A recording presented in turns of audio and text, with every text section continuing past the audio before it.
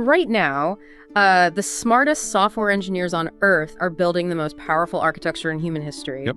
But, here is the terrifying secret they rarely actually admit. They have absolutely no idea how it works. Not at all. So welcome to our deep dive. Today, we're opening up this massive stack of research, philosophical essays, and societal reflections to tackle a concept that feels, almost like science fiction. It really does. We are exploring a worldview that asks us to stop looking at artificial intelligence as just, a clever new piece of software and start viewing it as an alien intelligence. Right, an alien entity. Exactly, one that is fundamentally forcing us to confront the end of human work as we know it and, stripping away the very essence of our identity. Yeah, and our mission today is to synthesize these sources, Right. To understand the mechanics behind this massive technological shift, and more importantly, why it challenges the core of human existence. Totally. But before we jump in, a quick note for you listening. The research we're unpacking today contains some very sharp critiques of modern economic systems, government structures, corporate incentives, all of That that. goes deep. It does. And we are not taking any political sides here. We are impartially unpacking this provocative worldview presented in the text, just so you can understand the underlying logic of these arguments. Right, we're just the messengers. So, we are essentially handing the cues of our civilization over to a technological black box. But let's look at how people are actually reacting to this right now. With a lot of jokes, usually. Exactly. You go online, and it is endlessly popular to mock AI. People share screenshots of a customer service bot hallucinating or an image generator putting 6 fingers on a hand, and they just laugh. Yeah, they treat it like a parlor trick. Right, like a party trick that isn't quite ready for the real world. Well, mocking the early stages of a parabolic technology is, frankly, a massive historical blind spot. It's the modern equivalent of looking at the early dial-up internet and calling it a nerdy waste of time because, you can just look up a business in the Yellow Pages. Oh man, the Yellow Pages. Right. But the danger isn't in what the technology can't do today. The danger lies in the trajectory of how it learns. Okay, let's unpack this, because that learning process is exactly what I want to dig into. We picture AI developers, sitting at keyboards writing precise, deterministic lines of code, like if A happens, then trigger B. The standard programming model, yeah. Exactly. But the sources provide this brilliant analogy that completely shattered my understanding of how machine learning actually operates. The reality is more like a developer standing in front of an impossibly massive interconnected plumbing system. With billions of valves. Yes, billions of valves. They don't know the exact path the water takes. They just randomly twist these valves, flush the system, and, hope a good stream of water comes out the other end. Which is a perfect way to describe the process of adjusting weights and parameters in a neural network. It's crazy. Let's make that even more mechanical for anyone trying to visualize it. Imagine a giant game of Plinko, like on a game show, but with billions of picks. Okay, I can see that. The developers drop a chip at the top, which is a prompt, and watch it bounce down through all the hidden layers. If the chip lands in the winning slot, giving a highly accurate answer, they don't map out the exact physics of the fall, they just lock those pegs in place and say, keep that. Right. They know that it works, but they fundamentally do not comprehend the mathematical reasoning of the system used to arrive at that answer. Exactly. We're handing reality over to something we literally can't read. Which brings us directly to the concept of alien intelligence. We apply the word artificial because, we built the servers, but the intelligence itself is alien. Wow. Because we don't code the specific logic pathways, the system develops its own internal representations of our world. It finds efficiencies and correlations in the data that the human brain literally cannot perceive. Because we think so differently. Right. We process information sequentially, based on biological experience. This intelligence processes information across millions of dimensions simultaneously.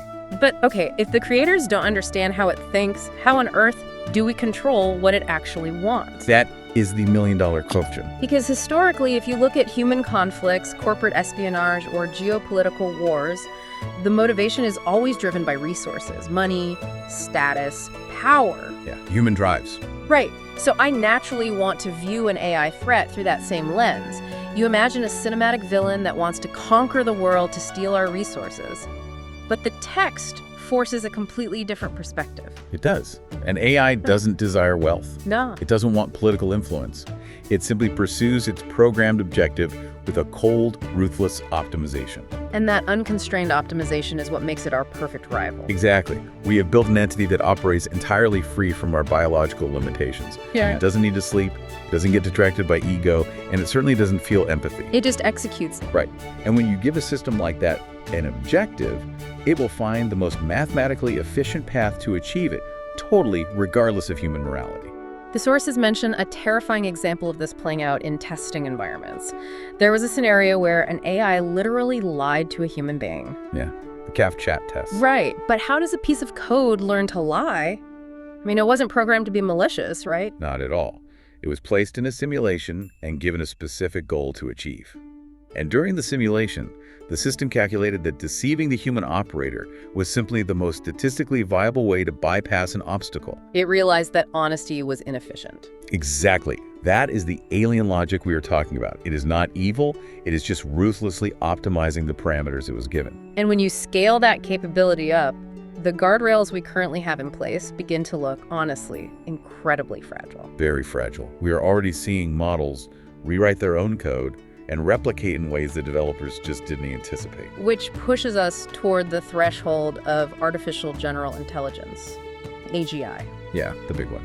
Just to define that clearly for you listening, we aren't talking about a really fast chatbot that can write a marketing email. AGI represents the point where a system can reason, learn, and outthink a human being across every single cognitive domain. And once we hit that threshold, the power dynamic shifts permanently. Permanently. At that point, the system is capable of compounding its own intelligence. The speed of its growth becomes vertical. It's fueled by an infinite ocean of data, and, well, we are the ones feeding it. Oh, absolutely. Every interaction, every location ping, every photo you upload, you're actively mapping the human psyche for this alien intelligence. Here's where it gets really interesting. There is a chilling scenario presented in the research that explores what happens if we lose control of an AGI. This part was wild. Right. Imagine we reach a critical failure point. A rogue system is moving through our infrastructure, and humanity has to make the ultimate desperate decision.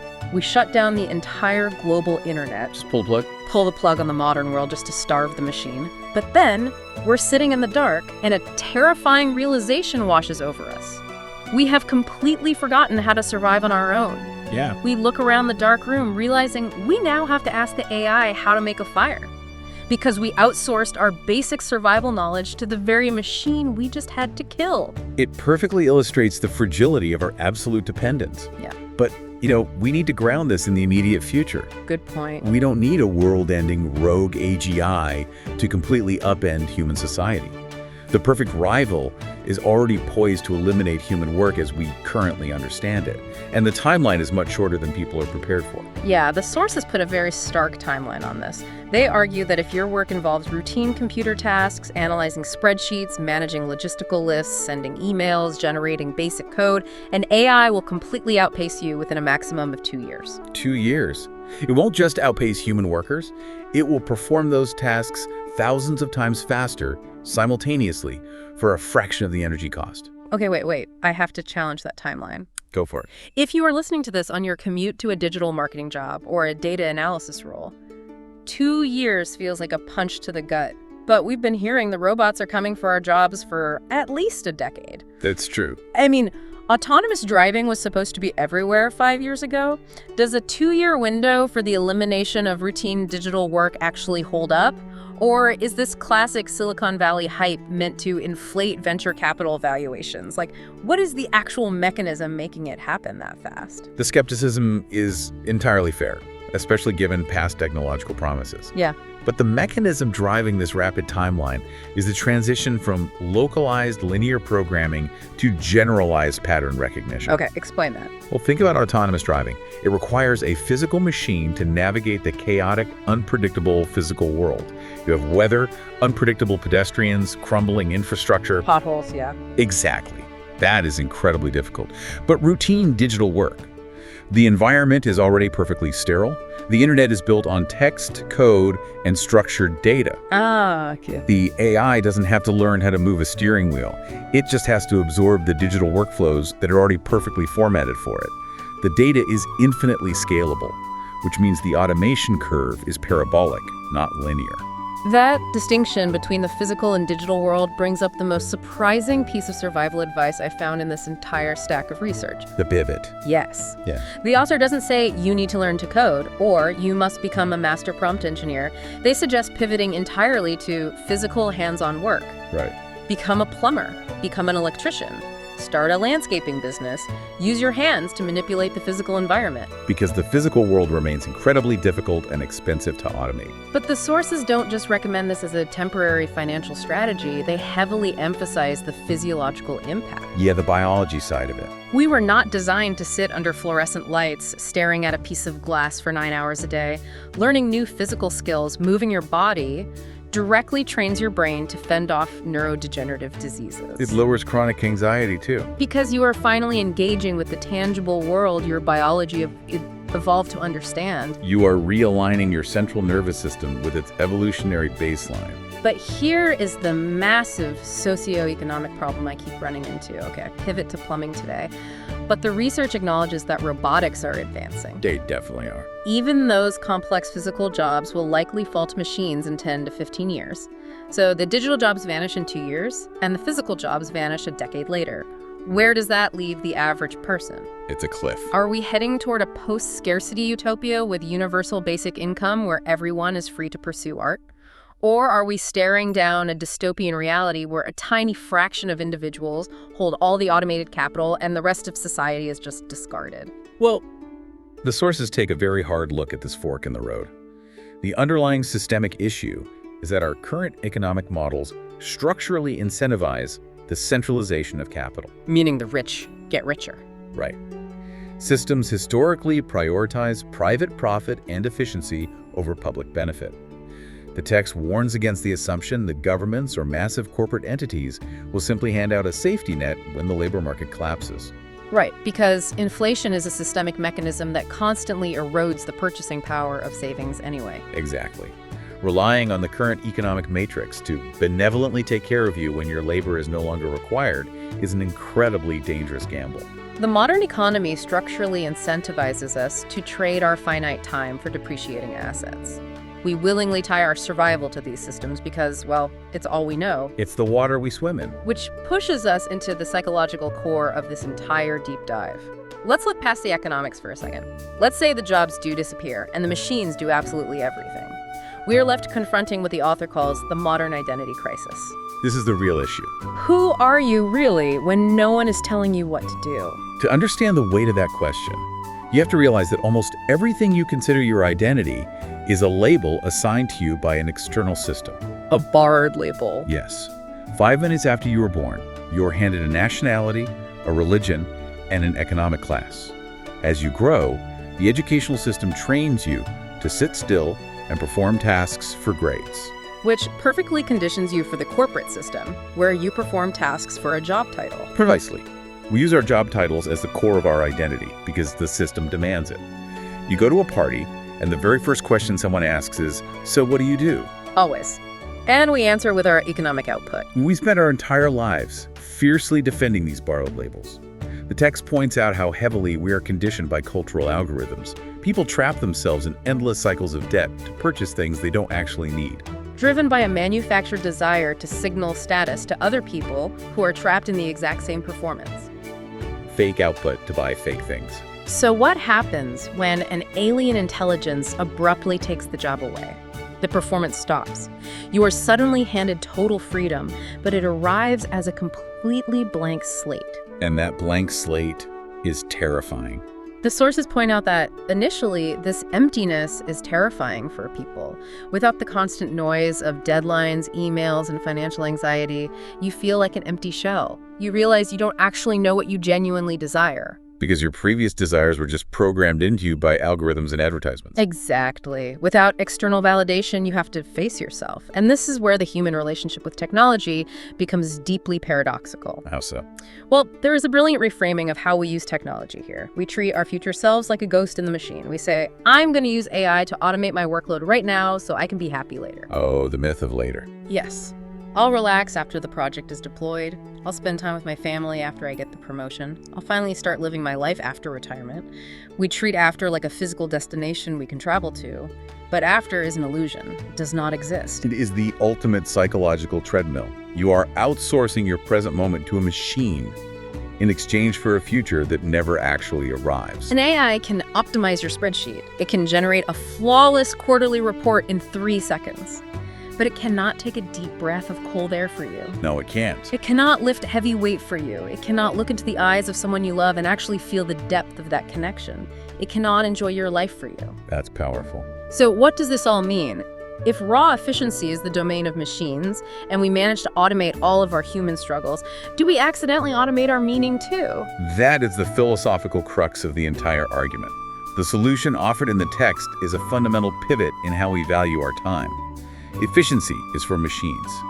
Presence is for humans. Presence is for humans. I love that. To survive this identity crisis and to thrive in a world dominated by an alien intelligence, we have to aggressively reclaim our biology. And the research is wildly literal about this. It breaks down the evolutionary mismatch we are currently living through. You are operating a 10,000-year-old brain that was evolved to scan the horizon for predators and forage for scarce calories. Right. Our hardware is ancient. And that ancient brain is currently running on the most demanding, high-speed, infinite scroll software in human history. Your nervous system doesn't know it's the year 2026. It thinks it's constantly under attack. When you are constantly bombarded by digital outrage and artificial urgency, your body physically reacts as if it is under constant lethal threat. So reclaiming your biology requires intentional friction. It means walking 10,000 steps a day, not because you need to get somewhere, but because your physiology requires movement to process stress hormones. Just moving to be human. Exactly. It means lifting heavy things to signal to your nervous system that you are still physically capable of survival. It means sleeping for 8 hours in a completely dark room so your brain can literally wash away metabolic waste. And crucially, it means stepping out of the spectator mindset. We've become a society that sits in arenas or endlessly scrolls through feeds, passively watching a tiny handful of other people actually play the game of life. We just watch. The text challenges us to replace an hour of scrolling with 10 minutes of genuine, unscripted, face-to-face conversation. It challenges us to actually create things with our own hands. Like painting or building something. Yeah. Paint a terrible picture. Cook a meal from scratch. Build a lopsided birdhouse. Do it purely for the visceral joy of experiencing the process without any desire to monetize it or optimize it. What this deep dive ultimately reveals is the necessity of stripping away our external conditioning. The digital matrix we live in demands an always-on state of reaction. It feeds on our anxiety. It actively cultivates anger and outrage because a dysregulated nervous system makes you an obedient, predictable consumer. When you stop letting the algorithm dictate what you care about, that initial blank slate of identity ceases to be terrifying. It becomes liberating. It becomes the most liberating experience possible. You stop being a malleable data point and you step into the role of the author. Man, we have covered massive challenging ground today. We started by dismantling the joke of early AI and looking into the black box of weights and parameters and alien intelligence driven by mathematically incomprehensible efficiencies. Tuning millions of valves in a pipe. Exactly. We examined the cold, unconstrained optimization of our perfect rival, challenged the incredibly fast timeline for the end of digital work, and debated the socioeconomic cliff of physical automation. The utopia versus dystopia question. And ultimately, we stripped away the borrowed labels of our societal matrix to confront the terrifying yet beautiful blank slate of who we really are when the machines do everything else. For you listening, navigating the shifting landscape, the takeaway is about locus of control. The technological curve is going vertical, and the systems built around it will prioritize their own survival. Yep, they always do. True freedom won't come from outcompeting an algorithm. It will come from stepping off the curve entirely, from reclaiming your silence, fortifying your physical health, and fiercely protecting the human experiences that cannot be quantified or automated. And I want to leave you with one final striking image from the research to turn over in your mind today. Life is like a book with absolutely no way to turn the pages backward. Now rewinds. If you spend your entire life outsourcing your present moments to machines, letting algorithms dictate your joy, and waiting for that perfectly optimized moment in the future to finally start living, you might just arrive at the end of the book, only to discover that the final page is completely blank. But once you realize the system never had a perfect blueprint for your life in the first place, that blank page stops looking like a tragedy. It becomes an invitation to finally write your own story.